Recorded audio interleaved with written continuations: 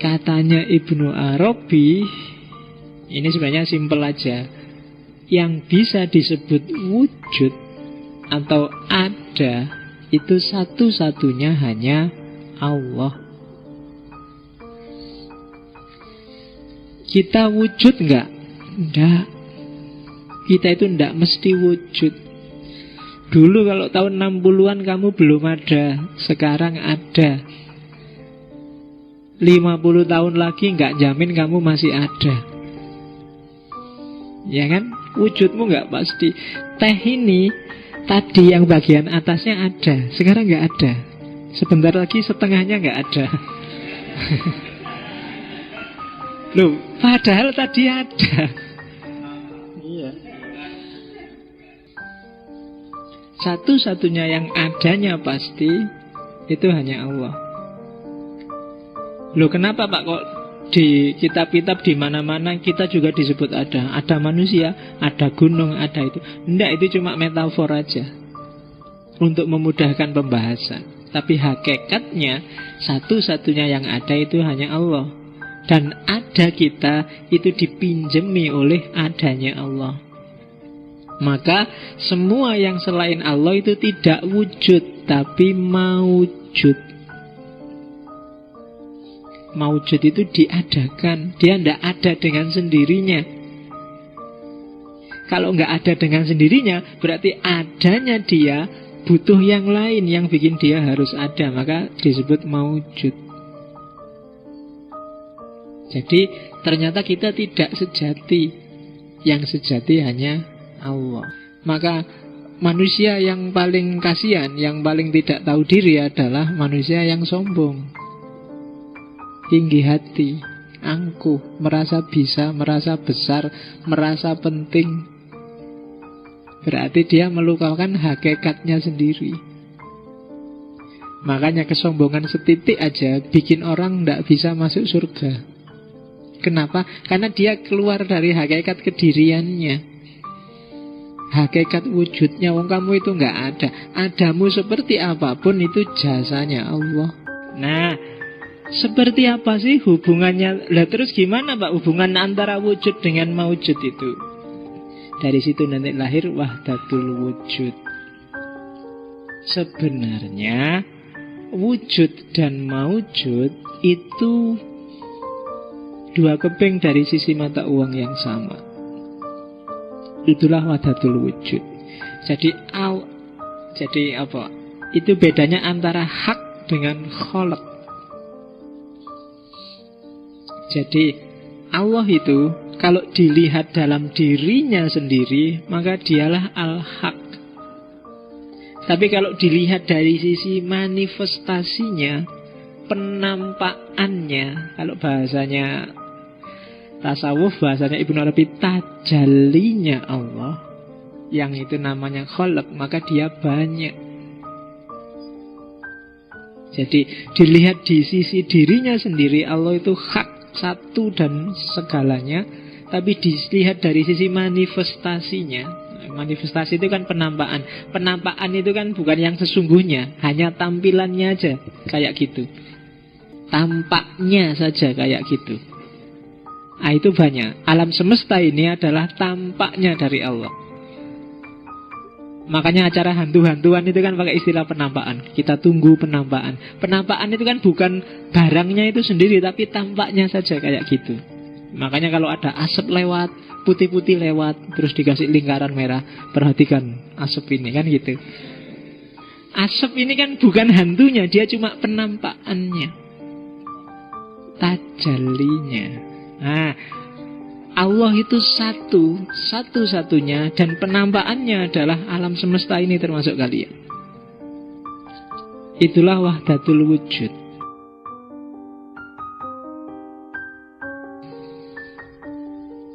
Jadi manusia adalah representasi, bukan jasmaninya ya. Nanti kalau jasmaninya kamu berarti Allah itu kayak gini, enggak.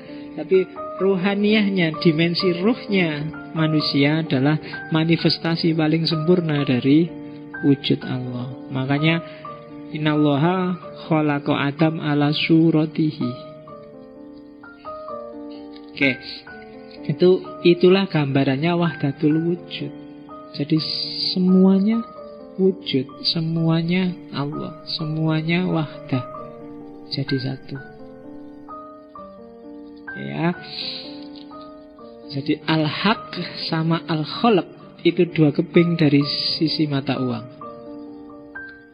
Intinya ya hak, intinya ya wujud. Yang lain itu maujud.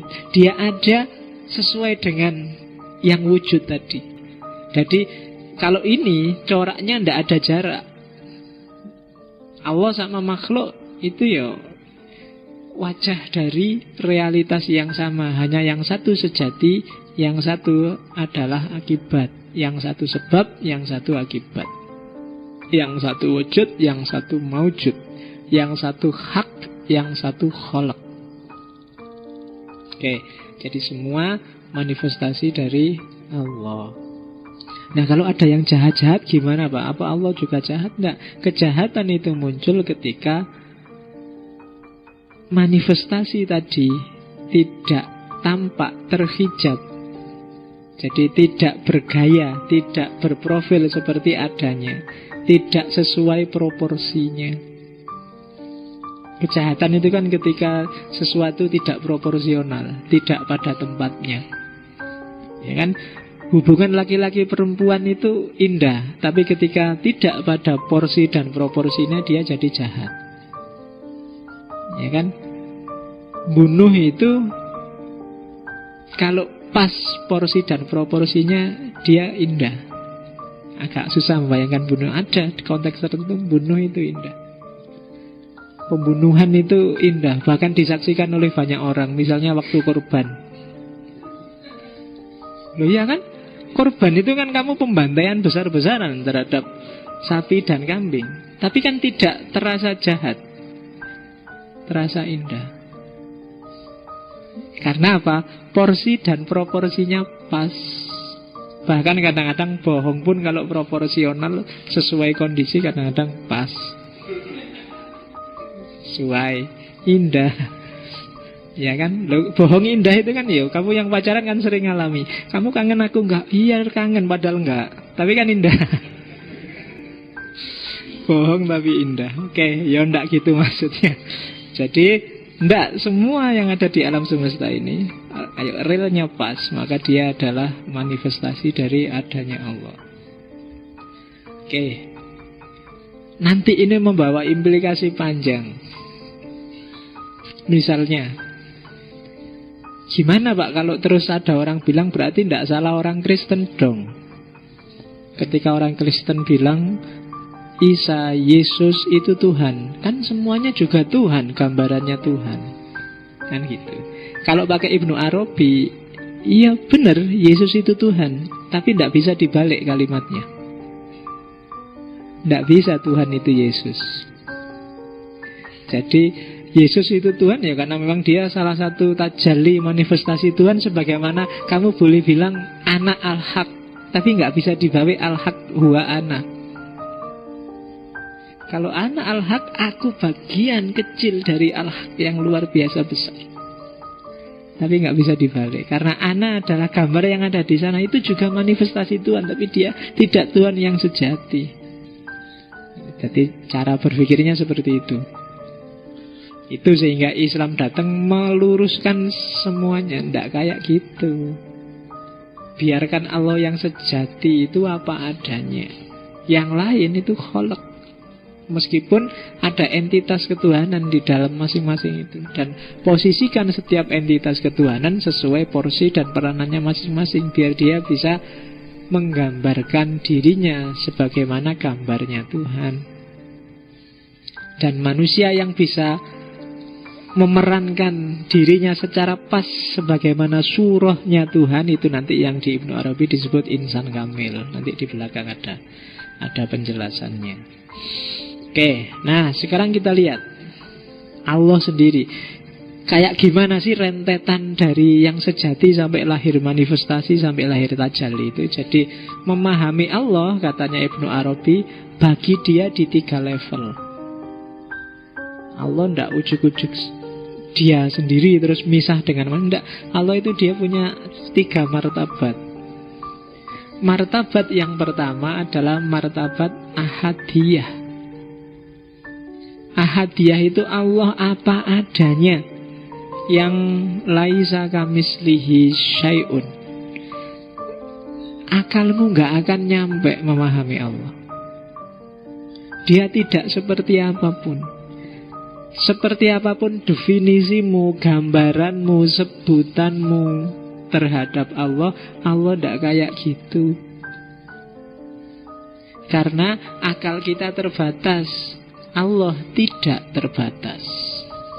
Akal kita hanya laku untuk yang punya ruang dan punya waktu, tapi Allah tidak punya ruang dan tidak punya waktu. Ya kan? Akalmu itu kan tidak berdaya. Kalau di luar ruang, di luar waktu sudah nggak nyampe sudah. Yang tidak terbatas saja akalmu sudah nggak nyampe. Berapa angka paling besar? Nggak akan nyampe pikirmu. Berapa ya angka paling besar itu ya? Selalu ada yang di atasnya. Atau berapa angka paling kecil? Nggak. Selalu ada yang di atasnya. Ukuran paling besar adalah nggak nyampe. Jarak paling jauh itu berapa? Nggak nyampe. Karena akal kita hanya bisa untuk yang terbatas. Karena dia sendiri sifatnya terbatas. Yang tidak ada ruang, tidak ada waktu, akal juga nggak nyampe. Sebelum Allah menciptakan segala sesuatu, kalau pakai sebelum itu kan berarti sudah ada waktu. Akal kita nggak nyampe loh. Iya ya, sebelum Allah menciptakan. Sebelum itu kan berarti sudah waktu. Padahal waktu itu ada ketika alam semesta ada, dan perputarannya itulah yang melahirkan kemarin, besok, nanti. Nah, sebelum itu gimana? Itu kan nggak nyampe akalmu. Jadi akal yang kamu dewa-dewakan itu sebenarnya batasnya banyak. Cuma kamu aja yang nggak sadar.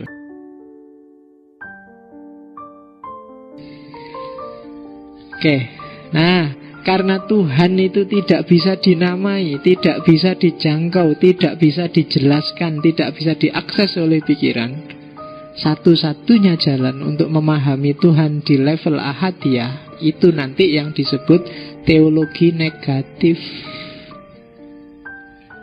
Selalu harus kamu negasikan apapun temuanmu, apapun pikiranmu, apapun definisimu, penjelasanmu tentang Tuhan. Tuhan pasti tidak seperti itu. Itulah nanti yang disebut teologi negatif. Negasikan semua. Karena Tuhan ada di balik itu semua. Pikiranmu gak akan nyampe, penjelasanmu gak akan menjelaskan yang sesungguhnya. Jadi itu level yang pertama. Ada level yang kedua, yaitu level wahidiyah.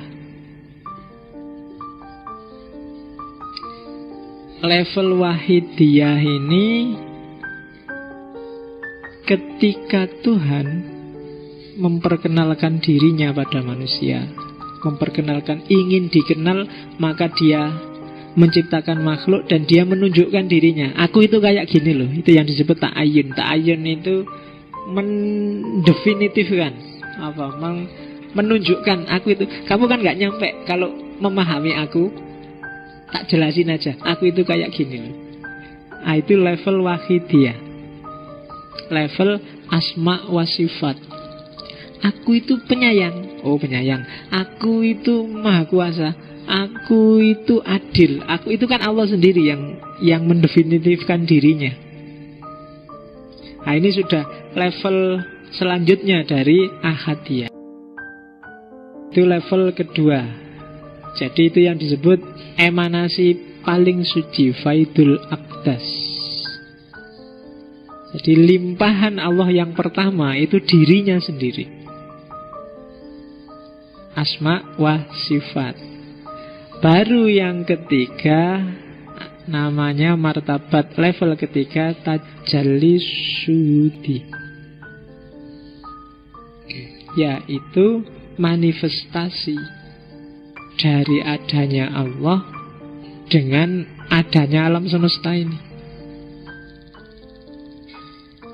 Tadi kan dibilang, kamu, alam semesta, gunung, laut, dan semuanya itu kan sebenarnya adalah tajallinya Allah. Cuma tajalli yang ketiga, tajalli level ketiga.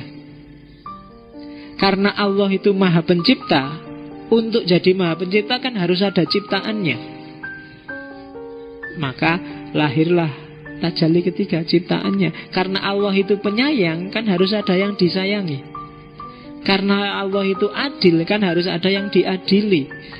Karena Allah itu sabar, sabar kepada siapa? Harus ada yang disabari. Dari situlah lahir alam semesta. Level Allah yang ketiga, tajalli syuhudi. Syuhudi, kalau ini tajalli yang sudah tampak, yang bisa dilihat. Ya termasuk kamu, termasuk alam semesta yang bisa diakses oleh panca indramu, bahkan termasuk jin, setan, dan kawan-kawan. Baik kawan-kawanmu maupun kawan-kawannya setan. Ternyata ketemunya sama. Lo kok kawan-kawanku dan kawannya setan kok podo wae. Yaitu tajalli syuhudi. Jadi penampakannya Allah di level yang ketiga. Jadi tadi Allah itu tidak terjangkau oleh siapapun, tapi terus mendefinitifkan dirinya untuk bisa dikenali. Kuntu kanzan mahfiyan, aku adalah khazanah tersembunyi. Fa'ahbabtu an u'rofa, aku pingin dikenal. Fakholaktul holqa, maka aku ciptakan makhluk. Fabi arofuni, maka kemudian karena aku mereka bisa kenal aku sendiri. Jadi itu sebenarnya Allah sendiri yang pingin dikenal, dan dia mendefinitifkan dirinya, mendefinisikan dirinya di level kedua. Maka lahirlah nama Allah, lahirlah Ar-Rahman, lahirlah Ar-Rahim, lahirlah itu sebenarnya ya Allah sendiri. Cuma Allah yang bertajalli dalam asma dan sifatnya. Dan pada akhirnya tajalli limpahan yang kedua ini melahirkan limpahan yang ketiga, tajalli syuhudi. Ya gampangannya kayak tak jelasin tadi. Allah itu khalik, maka makhluknya apa kemudian? Allah itu penyayang, yang disayangi apa dan siapa? Allah itu maha bijaksana, bijaksana pada apa dan siapa? Maka otomatis lahir limpahan yang ketiga, tajalli syuhudi.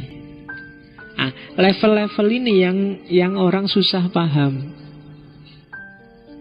Jadi meskipun dia wahdatul wujud, tapi ada satu titik di mana Allah yang sejati itu ya beda sama sekali dengan makhluk yang syuhudi, yang tampak, yang material. Dia bagian dari Allah tapi bukan Allah.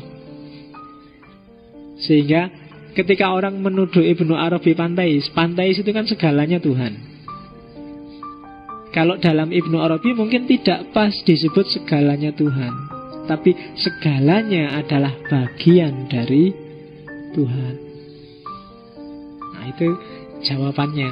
Kalau dalam filsafat agama mungkin yang lebih pas menyebutnya bukan panteis tapi panenteis. Dan Ibnu Arabi ini nanti yang diwarisi antara lain oleh para sufi Nusantara awal, khususnya di Sumatera, seperti Hamzah Fansuri dan kawan-kawan. Kalau yang di Jawa, sufi yang agak monumental ya Al-Halaj, diwarisi oleh Sesiti Jenar. Ada Jalaluddin Rumi dan Samsud Tabriz yang nanti diwarisi oleh Sunan Kalijogo.